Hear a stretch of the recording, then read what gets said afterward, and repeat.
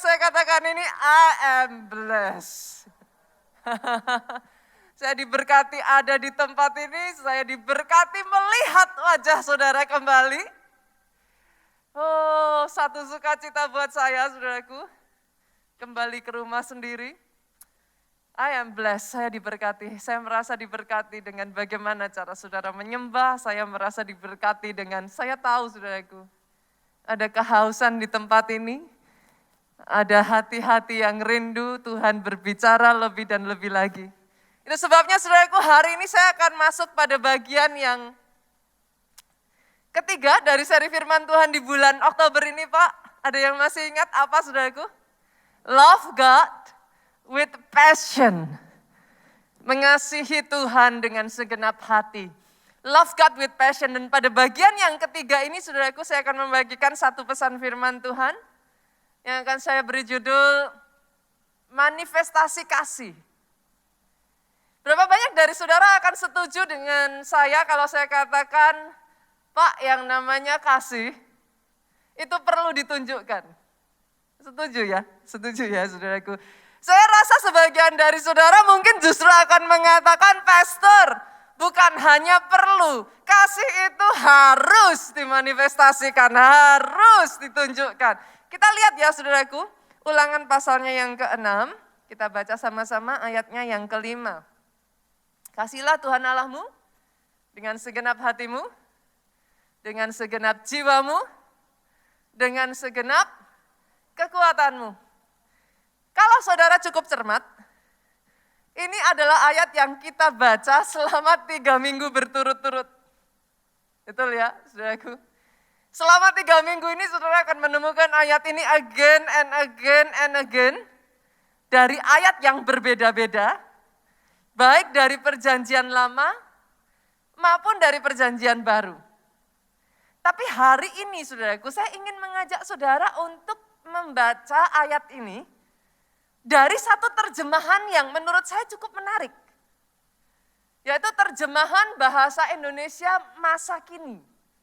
Kita lihat ya, di sana dikatakan, cintailah Tuhan Allahmu dengan sepenuh hatimu. Tapi enggak berhenti sampai di situ, Pak. Dilanjutkan dengan, tunjukkanlah itu dalam caramu hidup dan dalam perbuatanmu.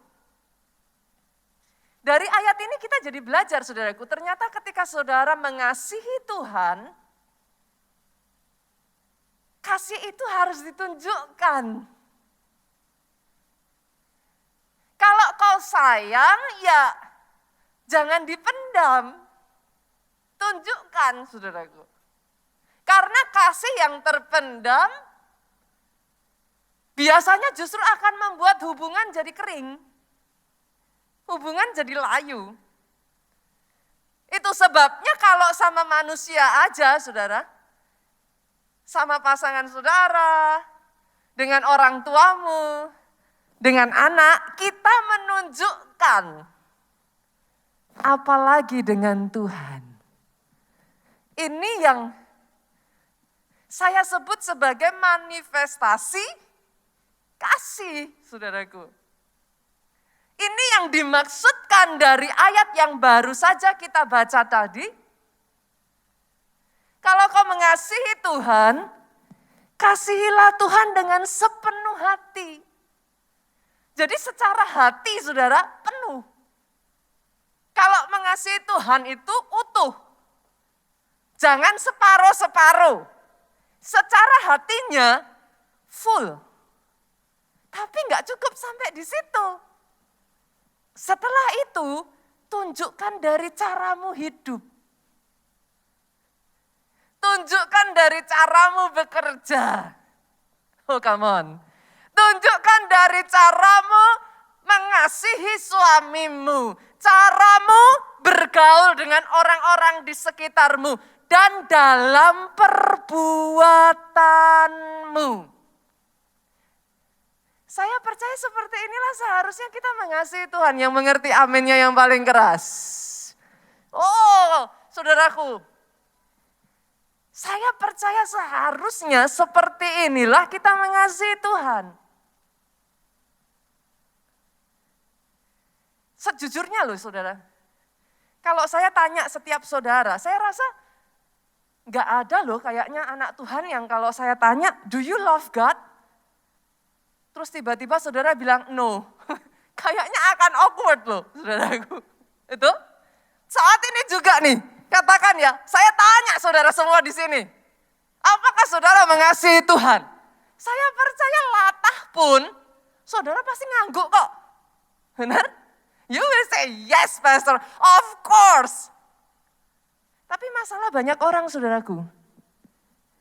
Kita mengklaim, kita mengatakan kita mengasihi Tuhan, tapi banyak orang Kristen tidak tahu bagaimana cara menunjukkan kasihnya kepada Tuhan. Kita ngomong kita mengasihi Tuhan,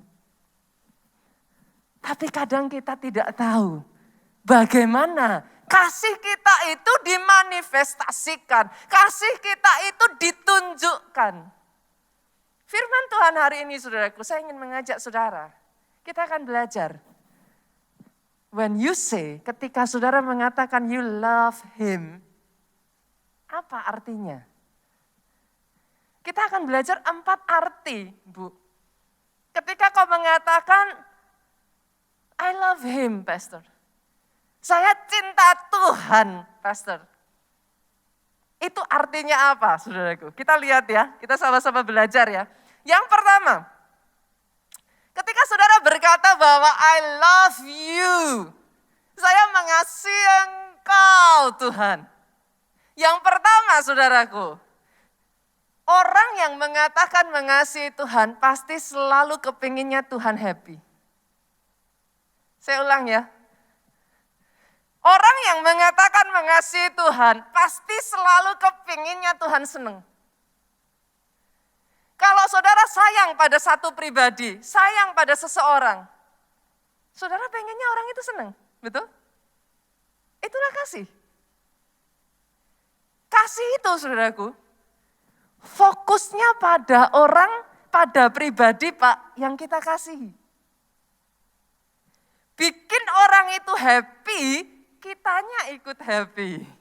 Yang mengerti aminnya yang paling keras. Dari jauh saudara senggol kiri kanan. Enggak dosa Pak bilang amin, haleluya, tepuk tangan buat Yesus Tuhan kita. Amin. Itu kasih saudara, tapi beda dengan nafsu. Kalau nafsu, kelihatannya rasanya sih sayang. Tapi kalau mau saudara perhatikan lagi, fokusnya itu menyenangkan diri sendiri. Bisa dibedakan ya, saudaraku? Bisa ya? 2 hal ini sangat berbeda. Hari ini saya berdoa, ketika saudara mengatakan you love God, saudara bisa membedakan. Itu kasih, bukan nafsu. Kayaknya sayang, tapi ujung-ujungnya sebenarnya yang penting yang saya rasakan. Yang penting aku yang senang. Mau Tuhan happy nggak happy urusan belakangan. Hari ini kita belajar saudara, ketika kita mengatakan kita mengasihi Tuhan, itu artinya perkataan kita, pikiran kita, keputusan-keputusan yang kau ambil. Langkah atau tindakan yang kau ambil, itu dasarnya satu. Kalau saya lakukan, Tuhan senang enggak ya? Yang mengerti aminnya yang paling keras. Ketika saudara mengambil satu keputusan,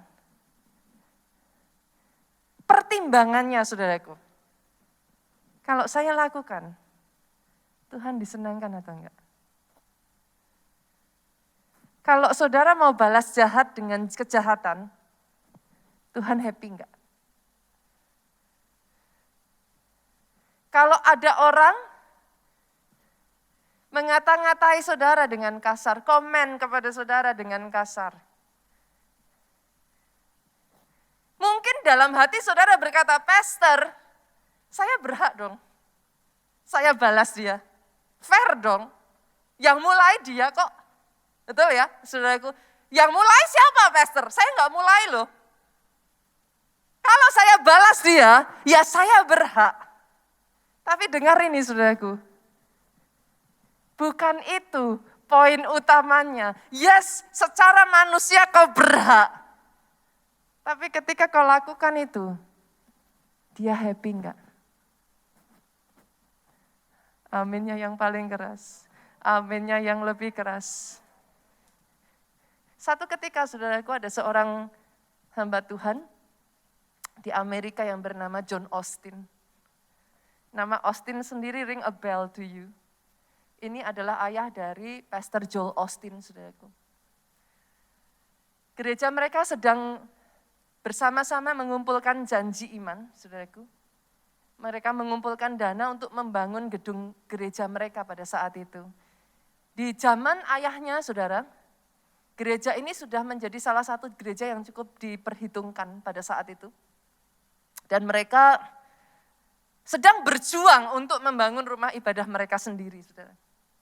Tapi satu ketika di tengah Pastor John Austin ini berdoa, dengan sangat jelas, Tuhan itu mengingatkan Pastor John Austin bahwa ada salah satu gereja yang sedang struggle, bergumul bertahun-tahun, ingin memiliki tempat ibadah sendiri tetapi tidak pernah bisa. Dan Tuhan berbicara dengan jelas, saudaraku. Berikan semua yang sudah dikumpulkan itu untuk gereja itu. Itu Pastor John Austin kaget, saudara. Biasanya kalau sudah seperti itu, apa yang kita lakukan, saudaraku? Tolak dalam nama Yesus. Kayaknya ini bukan suara Tuhan. Tapi saudaraku, ketika Pastor John Austin datang di hadapan Tuhan, dia bercucuran air mata, dia berkata, Tuhan, kalau itu membuat Tuhan senang, I will do it. Dan sungguh, saudara, dia sendiri struggle dengan pembangunan yang ada di gerejanya. Tapi dia mengumpulkan semua dana yang ada dan dia taburkan itu, saudaraku. Dia berikan kepada gereja. Dan dalam hal ini saya katakan ya saudara, ini case by case. Kasus ini Tuhan berbicara kepada Pastor John. Dan dia melangkah, saudara. Tapi tahukah saudara, Tuhanmu tidak pernah merugikan. Yang mengerti aminnya yang paling keras. Dari kejadian itu, saudara, ketika dia taburkan semua yang ada, ketika dia berikan semua yang ada, dengan hanya satu perkataan, Tuhan, kalau itu membuat hatimu disenangkan, so be it. Tahukah saudara apa yang terjadi? Justru lewat peristiwa itu, Tuhan gerakkan begitu banyak orang-orang untuk melakukan hal yang sama terhadap gereja ini, saudaraku. Dan sebagai gantinya, dengan sangat cepat rumah ibadah mereka dibangun. Bukan hanya satu tempat ibadah, 2 tempat ibadah, 3 tempat ibadah, bahkan sampai detik hari ini. Ketika digantikan oleh anaknya, tangan Tuhan tidak berhenti bekerja, bahkan bekerja dengan lebih dahsyat lagi. Boleh saya dengar tepuk tangannya yang paling meriah? Lebih dahsyat lagi buat Yesus Tuhan kita. Ketika kau mengatakan you love God, rasanya gemes, Pastor. Rasanya pengen nyekik, Pastor. Rasanya jengkel. Tapi satu pertanyaan ini, saudaraku. Bukan saya berhak atau mungkin kau berhak. Bukan kau bisa atau enggak, ya kau bisa. Tapi tanyakan ini, saudara. Apakah Tuhan happy atau enggak? Saya berdoa hari ini anak-anak Tuhan di tempat ini kita selangkah lebih maju. Kekristenan kita lebih dewasa. Bukan mencari apa yang kita suka, apa yang pas di hati kita. Apa yang masuk ke kita. Tapi doa saya saudaraku, caramu hidup, caramu bekerja, caramu berinteraksi dengan orang di sekitarmu, itu menyukakan hatinya Tuhan. Ketika kau mengatakan you love him, kau tunjukkan itu saudaraku dalam perbuatanmu. Mungkin rasanya kau harus berkorban. Tapi kalau itu bikin Tuhan happy, so be it. Bahkan doa saya dari ibadah saudara. Caramu nyembah. Bukan ya lagunya yang enak buat saya. No, yang mengerti aminnya yang paling keras. Bukan lihat itu kok drummernya salah. Kok suara singernya fales. No. Tapi apakah pujian penyembahanku membuat Tuhan happy? Ketika dengar firman, saudaraku, bukan pas nggak di hati saya, cocok nggak nih dengan saya? No. Tapi ketika kau dengarkan firman, kau tahu bahkan firman itu menabrak engkau, menegur engkau, kau tahu sekalipun itu sakit. Tapi kau katakan, kalau itu bisa menyukakan hati Tuhan. Kalau apa yang saya lakukan itu menyukakan hati Tuhan. So be it. Saya berdoa kekristenan seperti ini yang ada di keluarga Allah. Aminnya yang paling keras. Tepuk tangannya boleh yang paling meriah buat Yesus Tuhan kita. Yang kedua saudara. Hari ini kita belajar ya saudaraku ya. Dari minggu ini saudaraku, kita tuh terus belajar. Bahwa ternyata hal yang very basic saudaraku. Love God with passion. Ada begitu banyak kita tidak menyadari kedalaman arti itu saudara. Yang kedua kita belajar. Ketika kita mengatakan bahwa kita mengasihi Tuhan. Kita belajar mencintai yang Tuhan cintai loh saudara. Itu? Ada di sini yang pernah pacaran atau yang lagi pacaran, mungkin saudara jengkel sama mamahnya yang saudara pacari. Tapi demi cintaku padamu, ya mamanya juga diterima saudara. Saudara ngerti yang saya maksudkan? Ketika kita ngomong kita mencintai Tuhan, bukan hanya itu saudaraku. Gak berhenti sampai di situ. Ada orang mengatakan kalau saudara menikah itu bukan hanya menikah dengan anaknya. Tapi menikah dengan keluarganya. Yang mengerti aminnya yang paling keras. Kalau kita ngomong kita mencintai Tuhan. Cintai yang Tuhan cintai. Cintai apa yang Tuhan cintai? Siapa yang Tuhan cintai? Hal-hal yang Tuhan cintai. Aminnya boleh yang paling keras. Dan orang Kristen saudaraku, kita semua tahu ayat ini, Yohanes 3 ayat 16. Apa bunyinya saudara? Karena begitu besar kasih Allah akan dunia ini, sehingga dia telah mengaruniakan anaknya yang tunggal. Supaya barang siapa percaya, apa?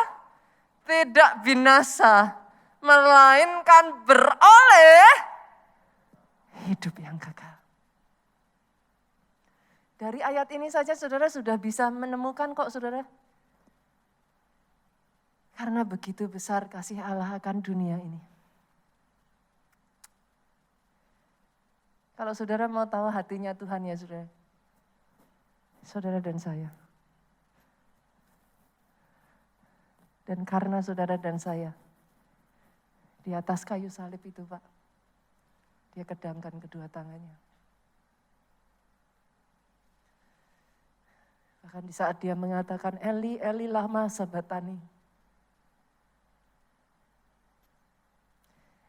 Satu perasaan yang kita manusia susah untuk bayangkan, saudaraku. Dia yang tidak pernah terpisah sekalipun dengan Bapaknya. Satu hal yang paling berat buat Tuhan pada saat di atas kayu salib itu bukan luka di sekujur tubuhnya, saudaraku. Itu sesuatu yang menakutkan. Itu sebabnya dia, di Taman Getsemani dia meneteskan keringat darah, saudara. Tapi satu hal yang paling menyakiti, merobek sampai bagian dalam hatinya adalah ketika dia mengatakan ini. Eli, Eli, lama sabatani, Allahku, Allahku, kenapa engkau meninggalkan aku? Tapi dalam semuanya itu, saudaraku, karena begitu besar kasihnya buat engkau dan saya. Di atas kayu salib itu dia berkata, it is finished.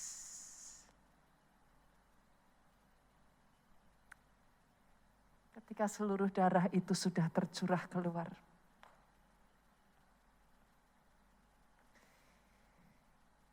Ketika saya merenungkan hal ini ya saudara,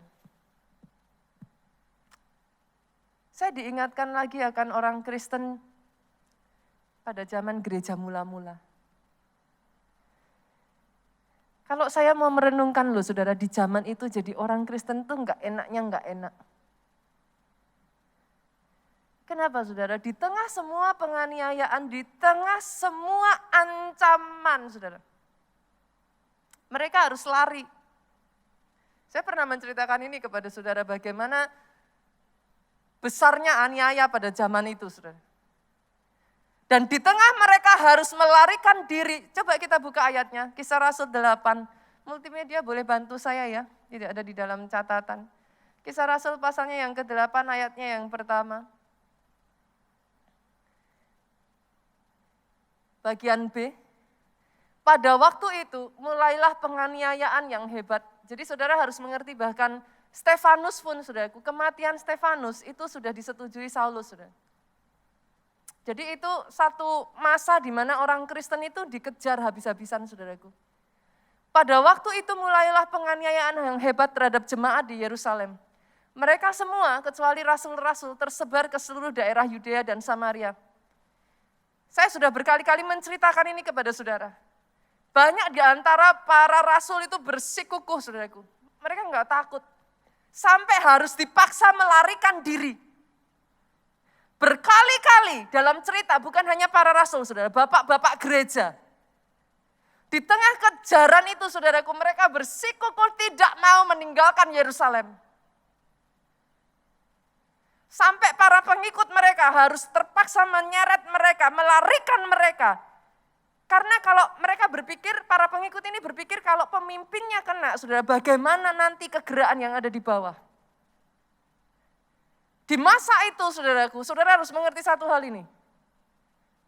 Bukannya takut, mereka menganggap itu satu privilege. Kalau harus lay down their life. Di tengah semuanya ini saudaraku, kalau saudara coba untuk sedikit membayangkan ya, kondisi pandemi aja ini sudah kayak kacau saudara. Kebayang nggak masa itu? Ada di sini yang saudara pernah merasakan masa 98? Saudara tahu yang saya maksudkan. Saya waktu itu masih ada di kota Solo, saudaraku. Saya masih kecil, masih remaja, saudara, tidak terlalu mengerti situasi yang sesungguhnya, tetapi itu pun sudah sangat mencekam sekali pada saat itu di kota Solo. Di tengah situasi ini, lihat saudara, ayatnya yang keempat boleh dimunculkan media.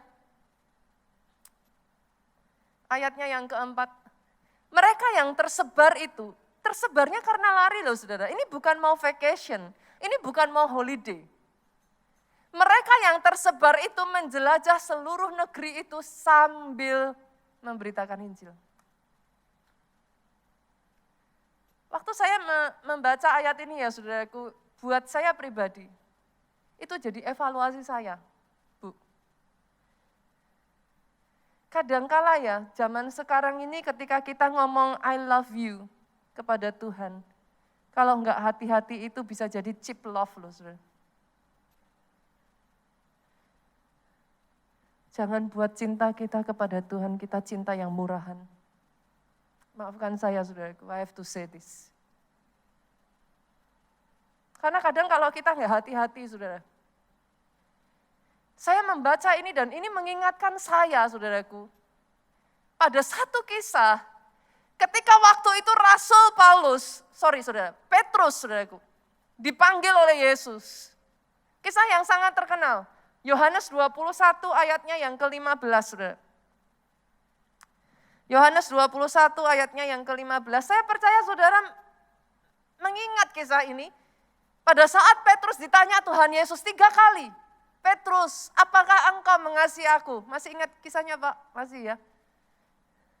3 kali Petrus menjawab saudaraku. Dan di ayat 15 ini kali ketiganya Petrus berkata, jawab Petrus kepadanya, benar Tuhan, engkau tahu bahwa aku mengasihi engkau. Tahukah saudara, the moment Petrus menjawab itu, apa jawab Yesus? Yesus tidak mengatakan yang lain.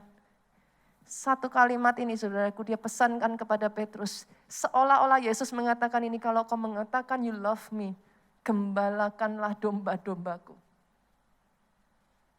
Wow. Berapa banyak dari saudara akan mengatakan ini kepada saya, Pastor? Saya sendiri masih punya banyak masalah. Yes, I understand, saudara.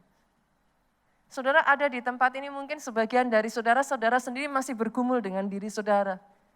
Saya mengerti itu dan bolehkah saya katakan ini? That's okay. In a way saya tahu gereja itu adalah seperti quote-quote rumah sakit saudaraku. And that's okay.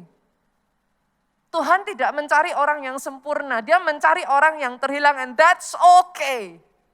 Pastor saya masih punya banyak dosa, pastor saya masih belum bisa mengalahkan diri saya sendiri. That's okay. Saya sangat bisa mengerti itu saudaraku. Tapi bolehkah saya katakan ini? Jangan terus-menerus berputar pada kehidupanmu sendiri.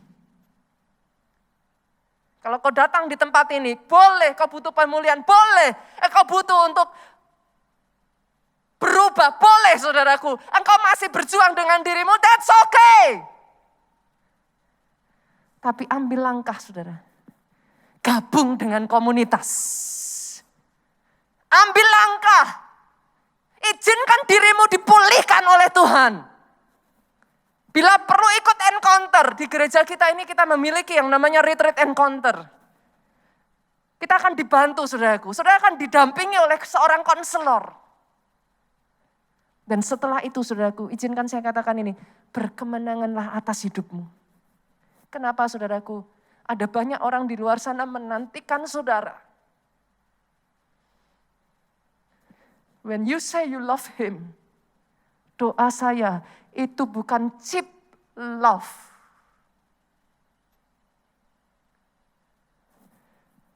Tapi ketika kau mengatakan kau mengasihi dia, satu pesan ini yang dia tinggalkan, gembalakan domba-dombaku. Saya ada sebagaimana saya ada hari ini, saudaraku, karena ada orang-orang yang memperjuangkan saya. Saya tidak selalu orang yang seperti ini. Tapi ada orang-orang yang mau bersabar menghadapi saya di masa lalu. Dengan tekun mereka terus memuridkan saya. Bahkan ketika saya bersikap menyebalkan, ketika saya bersikap tidak masuk akal, mereka bersabar terhadap saya. Dan karena ada orang-orang yang berdiri bersama dengan saya inilah, Tuhan pakai mereka sehingga saya ada hari ini, Pak. Doa saya, Tuhan pakai engkau, Tuhan pakai engkau, Tuhan pakai engkau, Tuhan pakai engkau, Tuhan pakai engkau, Tuhan pakai engkau. Sehingga dari hidupmu ada orang-orang, jiwa-jiwa yang dikasihi Tuhan, yang sodir di hatinya Tuhan, yang begitu berharga sampai dia rela Pak, serahkan nyawanya. Mereka tidak terhilang. Tapi satu hari nanti kau ketemu mereka di surga, mereka berkata kepada Bapakmu, orang ini yang membawa aku mengenal Engkau Tuhan. Ketika kau mengatakan kau mengasihi Tuhan, kau mengasihi apa? Siapa? Hal-hal yang dikasihi Tuhanmu. Yang mengerti aminnya yang paling keras. Yang ketiga, saudaraku, kita masuk semakin seru ya Pak. Saya berdoa ya saudaraku. Kadang back to basic itu simple tapi kita lupakan loh. Terlalu banyak kita berpikir, aku. Kalau enggak nyaman ya out aja, kalau enggak seneng ya udah that's it. No. Kekristenan tidak se-shallow itu, tidak sedangkal itu. When you say you love him, you love what he love. Dan demi apa yang dia cintai, saya masih ingat saudara zaman saya masih pacaran sama Pak Jo. Saya tuh orangnya berantakan, saudaraku. Saya tuh orangnya messy, saudara. Aduh, Pak Jo tuh orangnya rapi sekali, saudara. Pak Jo itu kamarnya tuh ya, saudaraku, tertatanya tuh sampai yang benar-benar satu, saudara. Rapi, Pak Jo tuh orangnya rapi. Ketika saya menikah dengan Pak Jo, saudaraku, deng, saudara. Pak Jo itu kalau bercandaan ya saudara, orang yang sudah cukup dekat dengan kami, ngeliat kamar, masuk ke kamar saudaraku, lihat meja, kata Pak Jo gini, sudah langsung tahu, ini yang kiri punyanya siapa, yang kanan punyanya siapa. Tapi bolehkah saya katakan ini? Karena saya sayang Pak Jo.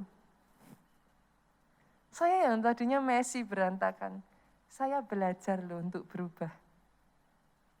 Kenapa? Karena saya pengen nyenengin Pak Jo. Saudara bisa ngerti yang saya katakan? Can you do it for him?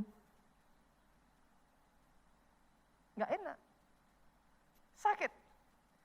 Pengen bales. Nyebelin. Ngemesin, pengen ditinggal aja. Tapi karena kita sayang dia, we do it anyway. Yang ketiga, saudara. Ketika saudara mengatakan saudara mengasihi Tuhan, saudara mencintai Tuhan, saudara cinta beribadah di rumah Tuhan. Saya rasa itu sesuatu yang tidak bisa dipisahkan loh, saudaraku. Di sini ada nggak sih yang masih pacaran? Boleh saya lihat tangan terangkat kalau ada. Ada nggak yang lagi pacaran? Aduh, Pak Yosi angkat tangan, jangan Pak. Ada yang lagi pacaran saudaraku? Malu ya? Ada nggak sih orang pacaran merasa berat kalau disuruh apel ke rumah pacarnya? Hah? Kalau baru pacaran udah begini, tendang aja saudaraku. Yang mengerti katakan amin. Bila perlu saudara nggak disuruh aja, tiap hari papa mamanya cari, pasti rumah keduanya ya di tempat pacar. Betul apa betul? Kalau kau, apa ya saudara? Itu sebabnya Mazmur 122 ayat 1, Daud itu ngomong saudara, aku bersuka cita ketika dikatakan kepadaku, mari kita pergi ke rumah Tuhan. Benar gak sih? Masih ingat gak saudara ketika pertama kali jatuh cinta dengan Tuhan? Saya tuh ya saudara dulu ketika jatuh cinta pertama kali sama Tuhan. Gereja itu jadi rumah kedua saya saudara. Kalau cari ini tak cari di gereja. Itu mami saya tuh sampai saking jengkelnya kadangkala saudaraku. Orang tua saya tuh, bukan orang tua saya aja ya saudaraku, guru les saya. Guru les saya itu sampai marah-marah dengan mami saya, ngomongnya simpel, gereja lagi.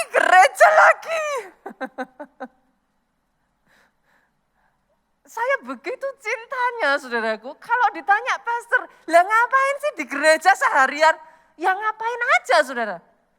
Saya bisa ke gereja, udah rampungan ibadah, saya ikut ibadah lagi, udah kelar saudaraku saya jalan. Saudara yang tahu kota Solo, zaman itu masih gereja lama ya saudara, Star ya, belum yang gedung baru yang besar. Itu ada toko bukunya. Ya udah saya ngendon di situ, nongkrong bantuin petugas toko buku jualan, saudaraku. Nanti kalau sudah jalan lagi, ya kemana bantuin teman-teman di sekretariat ngerjain apalah. Tapi gereja itu kayak jadi rumah kedua saya. Pagi-pagi saya datang ke gereja, ya sudah ikut doa pagi nyembah. Kalau ditanya kenapa pastor, ya enggak tahu. Rasanya di gereja itu happy aja. Sudah mengerti yang saya maksudkan? Kalau kau cinta dengan Tuhanmu, kayaknya kok bisa enggak sih cinta dengan Tuhannya tapi enggak cinta rumahnya, bisa enggak sih saudara? Kayaknya kok enggak mungkin ya saudara. Hal pertama yang saya lakukan saudaraku, saya masih ingat sekali. Hal yang pertama yang saya lakukan, ketika saya pertama kali diterima di salah satu SMA favorit saudaraku di kota Solo waktu itu. Saya tuh sebenarnya nggak mau masuk SMA itu, tapi ketika saya berdoa Tuhan suruh saya masuk SMA itu. Saya ngomong sama Tuhan, nggak bisa lah Tuhan, nilai saya tuh pas-pasan waktu itu. Kebetulan saya lagi nakal saudaraku, akhir SMP, bukan nakal gimana, tapi nilai saya itu cukup turun saudara. Dan saya tahu untuk masuk ke SMA ini saudara, itu tuh bahkan kayak ada datanya saudara. Tiap hari itu dimunculkan berapa orang masuk dengan nilai NEM sekian itu muncul terus saudara. Dan saya ada termasuk di daftar yang diterima atau enggak diterima kira-kira berdasarkan dari nilai itu dimunculkan semua saudara. Saingan saya itu orang-orang terbaik di kota Solo. Buat saya itu kayak enggak mungkin saya bisa diterima. Hari di mana saya menerima keputusan surat, kelihatan kok saudara, warnanya merah dari luar, amplop putih itu kan tipis ya saudara. Kalau udah lihat bayang-bayangnya merah itu udah nangis, saudara, ditolak. Itu teman-teman saya yang saya tahu nilainya jauh di atas saya saudaraku. Mereka terima surat dalamnya merah saudara. Dalam hati saya udah mikir aduh kayaknya nggak mungkin gitu. Dan kebetulan sekolah ini tipe yang last minute kasih ininya gitu saudara. Maksudnya bagian terakhir ngasih pengumumannya. Kalau nggak diterima di sekolah itu mau pindah cari yang sekolah lain itu kayaknya harus udah jalur nggak tahu pakai jalur apa gitu saudara. Jadi akhirnya saya datang, saya terima kertas. Ketika saya buka, pertama kali saya terima kertas itu saudaraku, saya tidak pulang ke rumah saya langsung. Sudah tahu saya kemana? Ke gereja. Saya tersungkur di depan mimbar, saudaraku. Saya nangis di hadapan Tuhan dan saya ngomong, thank you Lord. Saya diterima.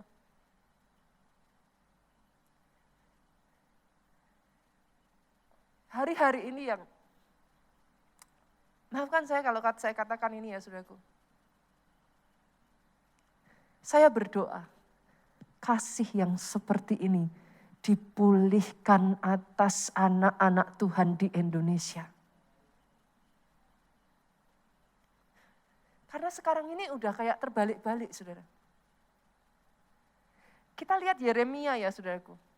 Apa sih berkat ketika saudara mengutamakan Tuhan, mengutamakan hari Sabat? Yeremia 17:22-25. Saya sudah pernah menceritakan ini dan saya disclaimer ya saudara, yang dinamakan Sabat orang Yahudi dengan Sabat kebanyakan kita saat ini di seluruh dunia itu berbeda. Harinya pun juga beda. Kalau kita di seluruh dunia mengkhususkan hari Minggu kan, di tempat kerja juga libur dan lain sebagainya. Tapi di orang Yahudi itu berbeda. Di sana dikatakan Alkitab, jangan membawa barang dari rumahmu keluar pada hari Sabat.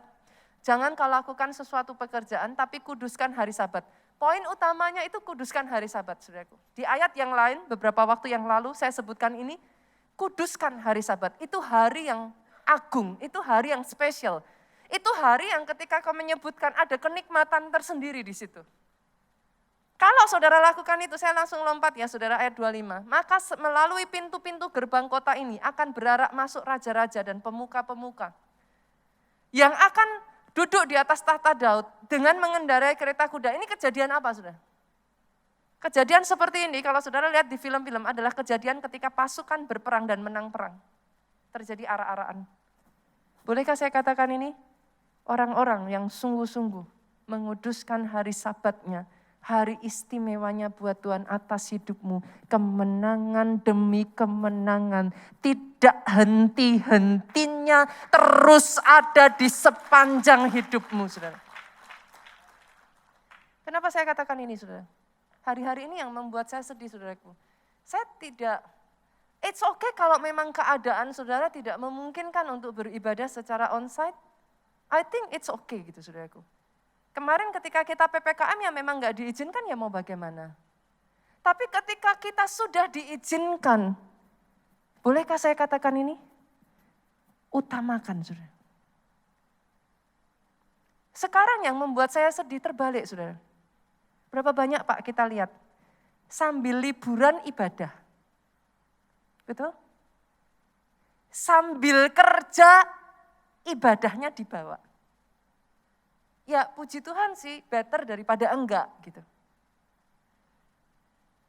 Kadangkala saudaraku sambil kemana-mana, main ini itu dan lain sebagainya, hanya supaya kita merasa kita sudah ibadah, handphonenya dinyalakan. Pernah enggak saudara? Pernah ya? Pernah ngalami ya? Handphonenya nyala sih, tapi kita ngerjain ini, kita ngerjain itu. Kalau sudah duduk lagi ngelihat, habis itu ngerjain ini dan itu lagi, dan setelah selesai kita merasa sudah ibadah. Sudah mengerti yang saya maksudkan? Ibadah yang dilakukan dengan benar, saudaraku, ada urapan, ada hadirat Tuhan, ada rema firman yang kuat di sana. Hidupmu akan jadi kuat. Hidupmu bukan di bawah, tapi di atas. Engkau jadi raksasa rohani, giant. Dan karena engkau giant, saudara, masalah itu bisa engkau injak di bawah kakimu. When you love your God, you say you love your God. Cintai rumahnya. Yang terakhir, saudara, keempat, pemain musik boleh maju ke depan. Kalau saudara cinta Tuhan tuh nggak bisa enggak loh, saudara. Pasti ada rasa bangga, terus apa sih bawaannya, saudaraku pengen cerita terus. Yang pacaran pertama kali, pernah nggak ngerasain masih harus disimpan, tapi pengen nyeritain sama temen gitu. Pernah ngerasa gitu nggak, saudaraku? Ini aja deh, nggak usah susah-susah. Berapa banyak di sini yang sudah ibu-ibu, sudah punya anak? Boleh lambaikan tangan? Pernah lihat ibu-ibu kumpul? Kalau ibu-ibu sudah kumpul, ceritanya apa? Nah, biasanya kalau udah cerita anak, Pak, yang namanya anak itu kan ya fase-fasenya ya gitu-gitu aja toh, saudara. Umur segini bisa ini, ya toh bisa apa namanya, balik itu loh, apa sih saudaraku? Bisa apa? Bisa tengkurap kayak gitu kan. Umur segini bisa ini, umur segitu udah mulai bisa itu loh, saudara, kayak yang apa? Kalau orang Jawa bilang ongkong-ongkong, saudaraku, apa? Kayak nguk-nguk gitu loh, saudaraku. Saudara tahu ya saya maksud ya. Jadi ya umurnya bayi itu ya gitu-gitu aja kan, saudara. Tapi ketika saudara menceritakan, seolah-olah anak saudara itu yang paling pintar. Dia tuh paling cepat, udah duluan loh ongkong-ongkongnya gitu kan. Baru umur segini udah bisa ngoceh. Seolah-olah bangga, saudara, ketika saya tuh kadang geli, karena saya juga ngalami, saudara. Bagaimana orang tua suka bertanding berat-beratan anaknya, saudara. Kayaknya tuh paling berhasil deh ngasih asinya kalau anaknya paling berat gitu, saudara. Kalau tanya, anakmu berat berapa? Sekian. Berapa bulan? Sekian bulan. Dalam hati, saudara, anak saya sekian bulan beratnya segini gitu kan. Saudara ngerti yang saya maksudkan? Kalau saudara mencintai, Pak, bisa nggak sih ditahan nggak cerita? Nggak bisa loh. Nggak bisa. Hari ini saya berdoa, saudara. Biarlah ini menjadi satu evaluasi buat kita. Ketika saya bertanya kepada saudara, do you love God? Ketika saudara menjawab itu, saya berdoa, cara saudara menjawab sudah berubah. Ketika kau mengatakan kau mengasihi Tuhan, kau melakukan apa yang membuat dia happy. Engkau mencintai apa yang dia cintai. Engkau mencintai rumahnya. Dan engkau bangga. Tidak habis-habisnya bercerita tentang cintamu kepada dia. Saking gilanya saya, awal-awal cinta mula-mula saudara. Orang gila aja saya ceritakan tentang Yesus kok saudara. Loh itu kan saking gilanya Pak. Saya tuh gak bisa berhenti kemana-mana jalan ya saudara.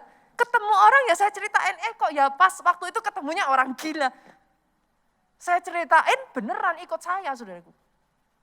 Dia terima Yesus, ngikutin saya sejak saat itu saudaraku. Tapi saya senang saudaraku, dia dipulihkan Tuhan. Terakhir saya ke kota Solo, saya melihat dia melayani Tuhan saudara. Oh, bersyukur saudaraku. Bangkit berdiri yuk. Sama-sama kita datang di hadapan Tuhan. Nyenangkanmu, Yesus Tuhan. Menyukakanmu. Oh, biar pujian ini saudaraku keluar dari hati kita yang paling dalam.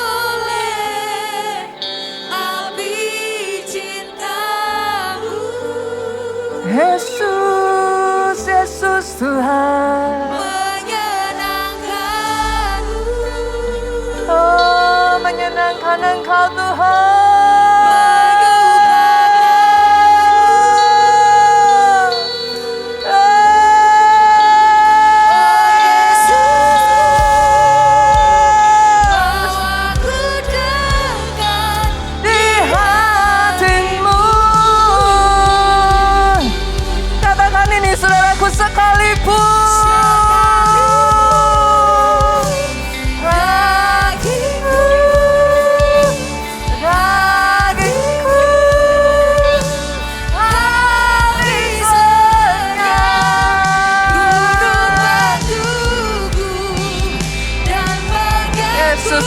Yesus Tuhan. Oh, tangan jemaat Tuhan katakan.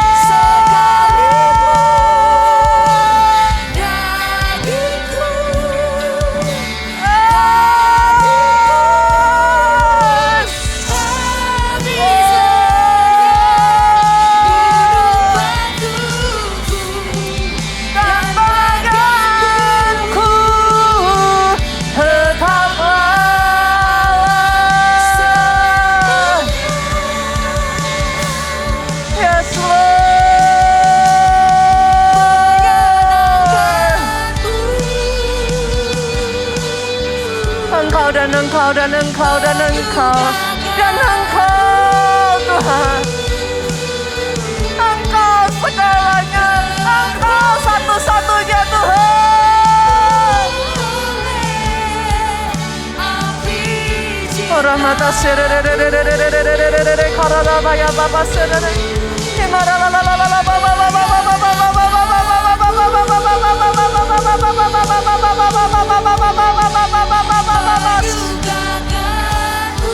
oh Yesus, Yesus, Yesus, Yesus, Yesus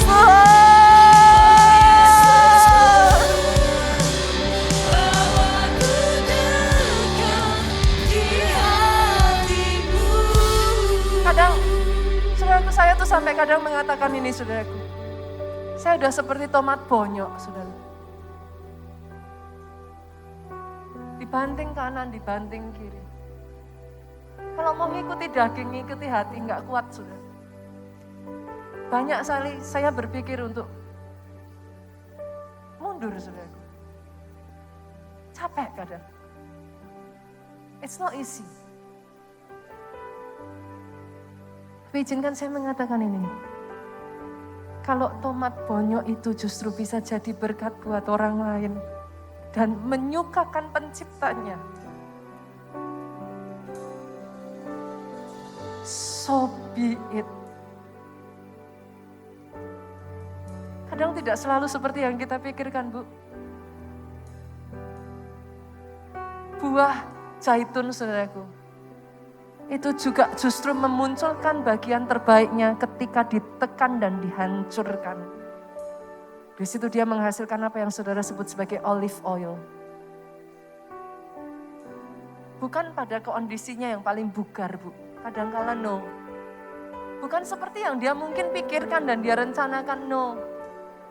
Tapi ketika saudara mengizinkan, engkau dibentuk oleh sang penjunan itu, engkau dihancurkan, engkau dibentuk ulang. Kadangkala disitulah hidupmu menyukakan dia. Orang yang ada di sekelilingmu mencicipi buahmu dan mereka bisa merasakan manisnya buah yang keluar dari hidupmu. Kenapa? Bukan karena enak, bukan karena you do what you want, but you do what He wants you to do. Itu doa saya. Sekalipun dagingku, hatiku habis lenyap, gunung batuku dan bagianku. Jemaat yuk, sama-sama katakan, sekalipun, oh daging ini, hati ini habis,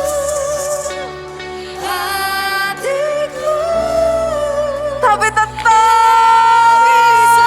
engkau tinggal di hadapan Tuhan.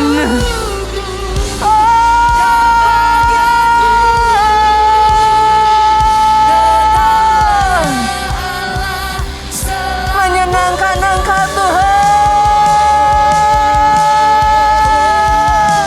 menyenangkanku.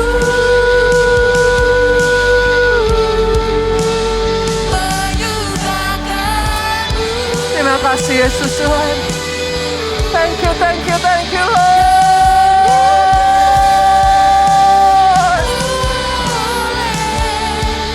Api cinta kepada Engkau Tuhan.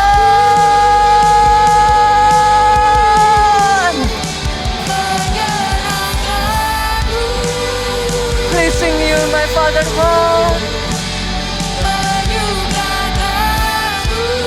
Oh yes, oh yes, oh yes Lord. Oh Yesus, mau aku lekat di hatimu. Oh Yesus, oh Yesus, mau aku lekat di hatimu.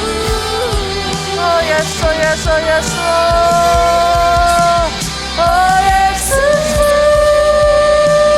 mau aku lekat di hatimu.